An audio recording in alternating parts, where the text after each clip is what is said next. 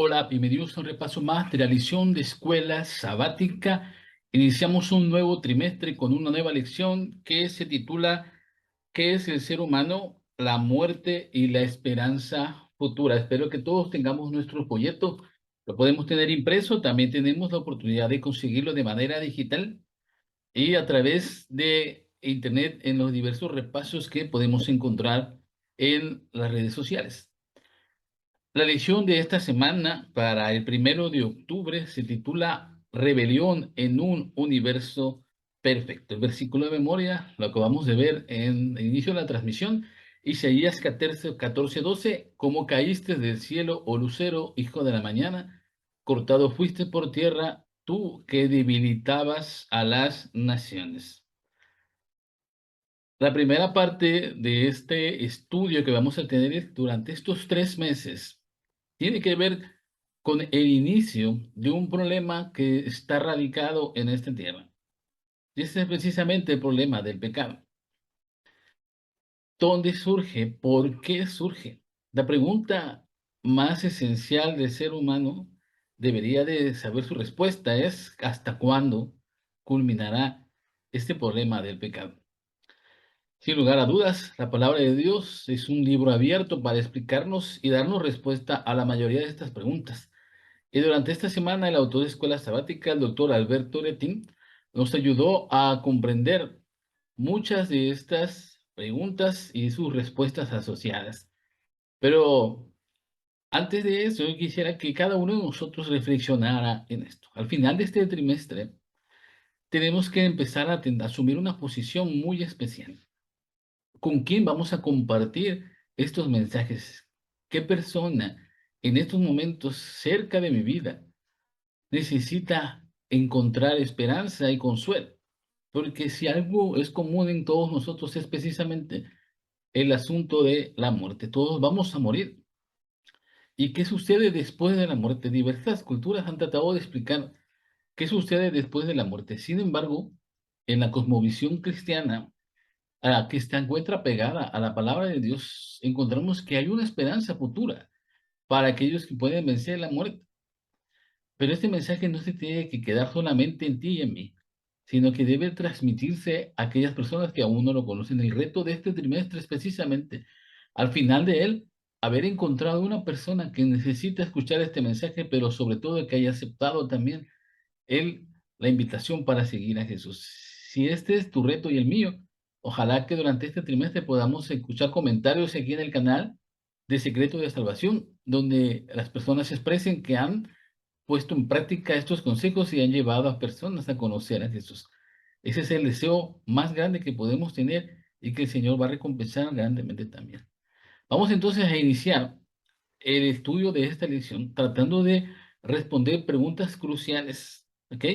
Vamos a la primera de ellas. Quiero que me acompañen a la primera cita bíblica que se encuentra en Primera de Juan 4:16. Dice, y nosotros hemos llegado a saber y creer que Dios nos ama. Dios es amor.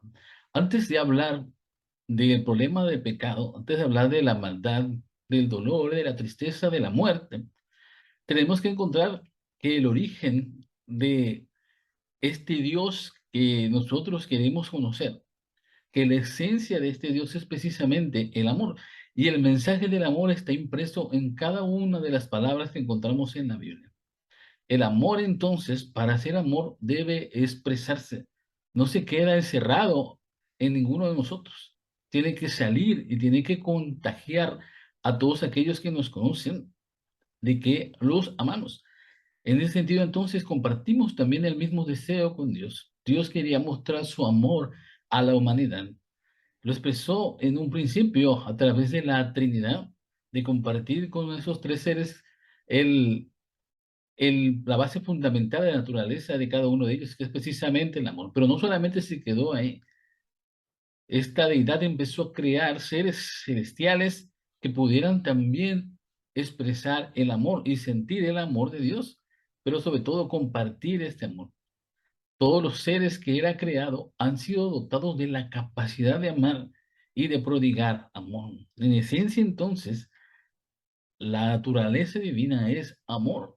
y los seres creados por Él, hasta llegar al ser humano, han sido dotados también de la capacidad de amar.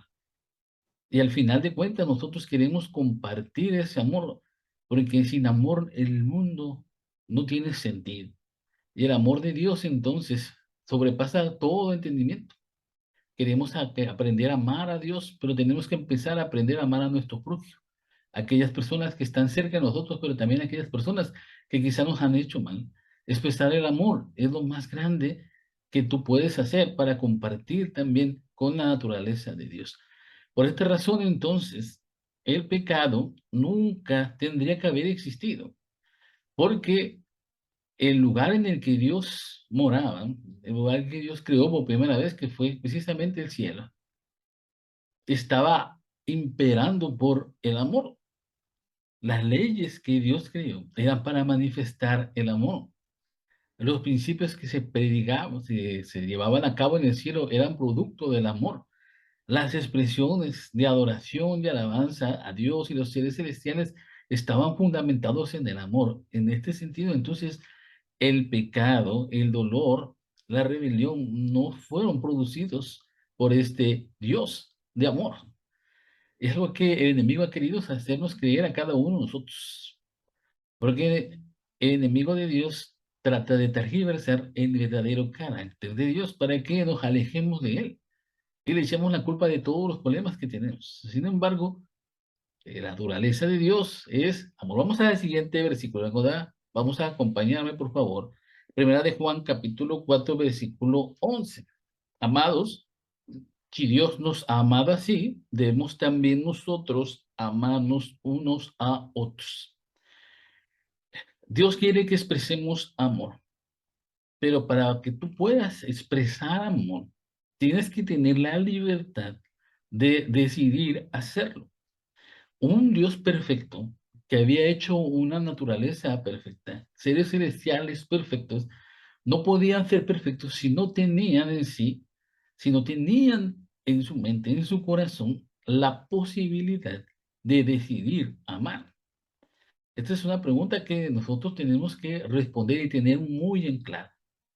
Dios te dotó a ti y a mí de un principio que se llama el libre albedrío, que es la capacidad de elegir el camino por el que quieres seguir. Dios te ofrece el camino del bien, Dios te ofrece el amor, Dios te ofrece la paz, Dios te ofrece muchas cosas buenas, pero no te obliga a aceptarlas, no te obliga a seguirlas, porque si Él te obligara, si la única opción fuera la que Él te da, entonces no tendrías la libertad. Y si no tienes libertad, no puedes expresar un amor sincero, un amor verdadero. Qué increíble es este gran dilema de Dios. Además de la capacidad de amar, los ángeles, que fueron sus primeras criaturas hasta la humanidad, fueron dotadas de esta libertad, que es la capacidad de elegir. Esta libertad entonces está implícita también con un riesgo, porque así como los seres celestiales que empezaron a sentir esa libertad para amar, también nosotros que tenemos esa misma libertad, podemos elegir no amar, podemos elegir no estar con Dios. Y uno puede pensar, ¿por qué el Señor hizo este tipo de cosas? Pues porque ahí está implícita la misma respuesta en la pregunta, porque Dios te ama. Y si no te amara, no te daría libertad. Son cosas que se tienen que comprender a la luz de un Dios de amor. Entonces tú tienes la libertad de elección y la compartes con los seres celestiales también. Los seres celestiales también tienen esa capacidad de elegir. En este sentido, en el lugar en el que fueron creados los ángeles, los seres celestiales, todo era armonía, todo era paz. Dios les estaba ofreciendo todo lo que implica el amor, la verdad, la perfección, la pureza. En este sentido, en un mundo creado perfecto y puro, se da la oportunidad de elegir el mal también. ¿Por qué alguien elegiría el mal? Es algo que en la Biblia se puede conocer como el misterio de la iniquidad. porque la libertad de elección es tan grande, es tan amplia, de tal manera que tú puedes en estos momentos escucharme y decidir no escuchar mis consejos, no escuchar el consejo divino, a pesar de que es un consejo que te está llevando a tomar decisiones correctas, porque las elecciones que Dios te da son las correctas. Que tú no quieras tomarlas, entonces tú estás decidiendo seguir las elecciones incorrectas, las que están alejadas de Dios. Si tú amas a Dios, si dices amarlo verdaderamente, elegirás las decisiones y elegirás las opciones que Él te da. Pero si tú no amas a Dios, entonces vas a elegir tus propias elecciones. Y cuando tú decides hacer las cosas sin Dios, entonces tu vida entra en una gran tribulación. A pesar de ser totalmente contrario a su naturaleza, Dios permitió la existencia de esta elección acerca del mal. ¿Con qué costo? Pues precisamente con la vida de su hijo. Pero vamos a ver un poquito más adelante. Acompáñenme al siguiente versículo. Vamos a ver cuáles son los motivos que pudieron orillar en un momento dado a que los seres celestiales eligieran mal. No podemos tener la certeza de qué orilló a la rebelión en el cielo. Hay principios, hay vestigios en la escritura que nos ayudan a entender un poco cómo se originó este problema. Pero qué motivó a los ángeles a elegir el mal, eso es algo que tenemos la eternidad para entenderlo. Son misterios que todavía no han sido revelados para nosotros. Sin embargo, sí hay principios que hemos visto en la palabra de Dios que nos ayudan a entender cómo surgió esta rebelión. Vamos a ver el primero de ellos, que podríamos denominarlo la ingratitud. Acompáñame a Ezequiel capítulo 28, versículo 15. Perfecto eras en todos tus caminos desde el día que fuiste creado hasta que se halló en ti maldad. El libro de Ezequiel hace una doble explicación de estos eventos, porque primero usa al rey de Tiro como ejemplo de la rebelión, de la ingratitud, y ese ejemplo lo traduce el libro de Ezequiel y lo lleva hacia las alturas celestiales, a mostrarnos el origen del pecado en el cielo, porque sí, increíblemente, el pecado nació en el cielo, en un lugar perfecto, puro y lleno de amor. Vemos entonces en el libro de Ezequiel capítulo 28 a partir del versículo 12 que se refiere a un ser celestial que tenía el nombre de Lucifer. Él fue creado perfecto y lleno de hermosura. Y ahora me pregunto, ¿eso está mal? Obviamente no. El Señor quería hacer lo mejor de lo mejor. Y así que hizo a Lucifer bello, hermoso, perfecto en todos sus aspectos. También en el versículo 14 de Ezequiel 28 encontramos que a Lucifer se le asignó una tarea muy importante, una gran responsabilidad en el cielo. Ese, el ser el capitán de las huestes celestiales, el ser el director del coro celestial, lo dotaba de una característica muy distinta a todos los otros seres creados. Sin embargo, Dios había visto en Lucifer esos atributos que lo tenían listo para comandar esa gran responsabilidad. También en el versículo 15 al 16 de Ezequiel 28, entonces vemos que después de estos dos eventos, después de haberlo creado perfecto, haberlo creado bello, hermoso y darle máxima responsabilidad, inexplicablemente, porque esa explicación no se da en la Biblia, le dijimos hace rato, es el misterio de la iniquidad, apareció en él la maldad, o sea, eligió no seguir el consejo divino, no seguir a Dios, y tuvo entonces que ser expulsado del cielo. El versículo 17 al 18 nos muestra cómo Lucifer empieza a decrecer su naturaleza perfecta y se empieza a corromper de tal manera que se envaneció por su hermosura y quiso usurpar el mismo lugar de Dios para que él fuera adorado como Dios. O sea, no solamente se quería ser distinto a los demás, sino que también lo adoraran a él. Inmedible, un ser creado que fuera adorado por la misma creación. Eso es algo que no estaba dentro de la naturaleza de Satanás. Él era únicamente un ángel querubín, protector, un ángel que tenía la oportunidad de poder hacer más cosas por las huestes celestiales, que tenía esa capacidad de hacer grandes cosas. Fíjense nada más que Dios al crear a Satanás, al crear a Lucifer, tenía en su visión, por los que acabamos de leer, que él tenía mucha fe en él, mucha esperanza. Increíble es, ¿verdad? Que el Señor, a pesar de saber el futuro de sus seres, aún confía en ellos. Dios sabe quién eres tú. Y quizás en estos momentos estás pasando por problemas o dificultades que te alejan de Dios. Pero Él te ha creado con un propósito sublime. Él te ha creado con un fin especial y te ama profundamente y no quiere que tú te pierdas. Al contrario, entregó a su Hijo para que tú pudieras salvarte. Entonces, eres grande ante los ojos de Dios. Eres especial y único para Él. Y acuérdate que Dios te ama porque es su naturaleza amar. Nunca pienses que el pecado que estás cometiendo, que las cosas que has hecho te van a alejar de Dios. Al contrario, acércate más a Él. Entonces Satanás dejó de estar agradecido con Dios por haberlo creado hermoso y perfecto y se consideró más importante de lo que en realidad era. Y usando ese libre albedrío, se rebeló contra su creador. Por ende, él quería que lo adorasen y para esto usó argumentos que en un momento dado convenció incluso a otros seres celestiales.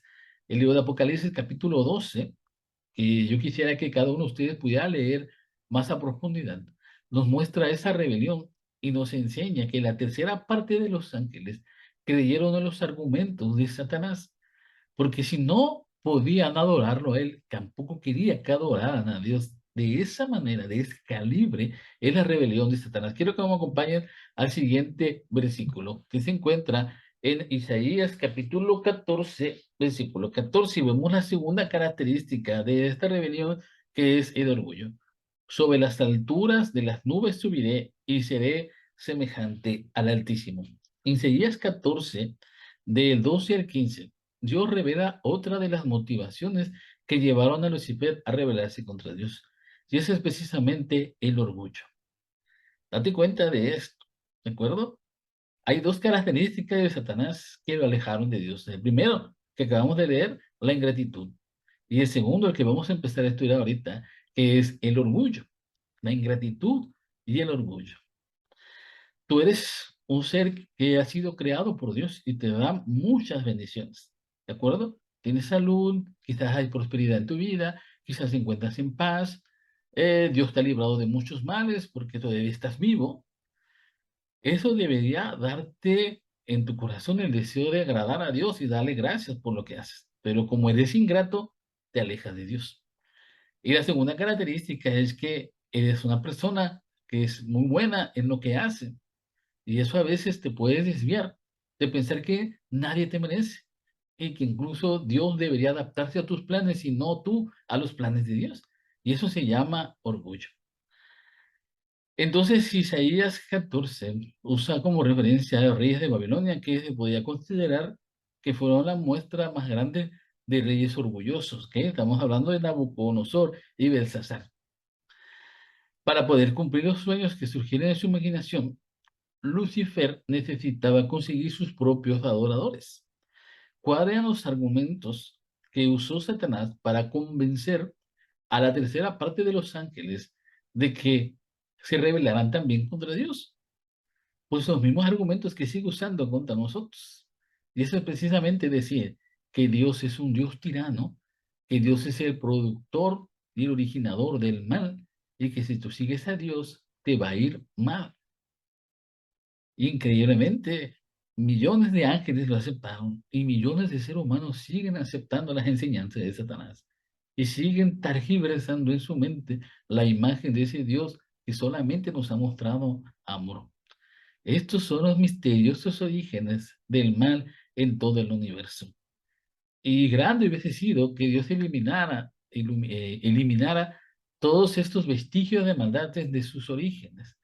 Sin embargo, un Dios que estaba siendo acusado de tirano, de, de odioso,